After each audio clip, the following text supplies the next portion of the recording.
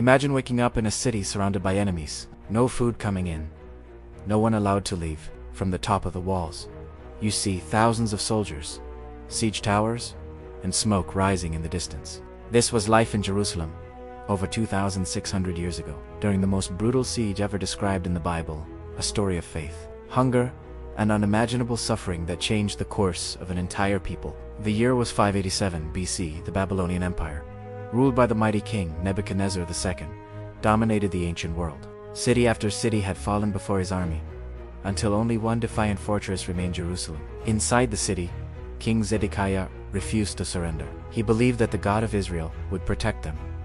But the Babylonians knew no mercy, and the siege began. For months, the Babylonian army surrounded the city, cutting off every supply route. No grain entered the gates, no livestock survived. The streets grew silent.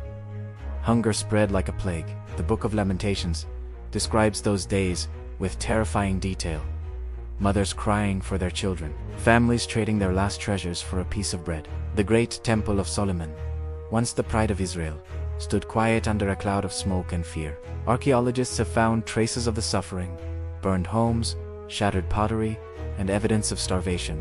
People ate anything they could find, even leather, weeds, and scraps of wood. Jerusalem, once called the City of God, became a grave. Outside the walls, the Babylonians built ramps and siege towers, preparing for the final blow. Inside, people prayed for a miracle that never came. After 80 long months, the walls finally broke. The Babylonian army stormed through the gates, setting fire to everything in their path. The Temple of Solomon was destroyed. Thousands were killed or captured. King Zedekiah tried to escape in the night, but he was caught. Before his eyes were gouged out, he watched his sons executed, a horror recorded in both biblical and Babylonian chronicles. Then he was dragged away in chains, a broken symbol of a fallen nation.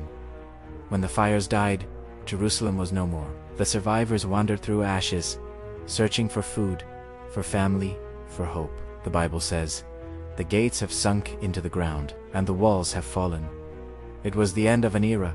The day Israel lost its home, its temple, and its freedom. But even among the ruins, faith refused to die. Prophets spoke of a return, of a promise that could not be destroyed by sword or fire. The siege of Jerusalem is more than an ancient tragedy. It is a mirror of human endurance, a reminder of how people cling to hope, even when the world around them burns. And that is why, even after 2,600 years, the echoes of that siege still whisper through time, reminding us that faith can survive even in the darkest days of history.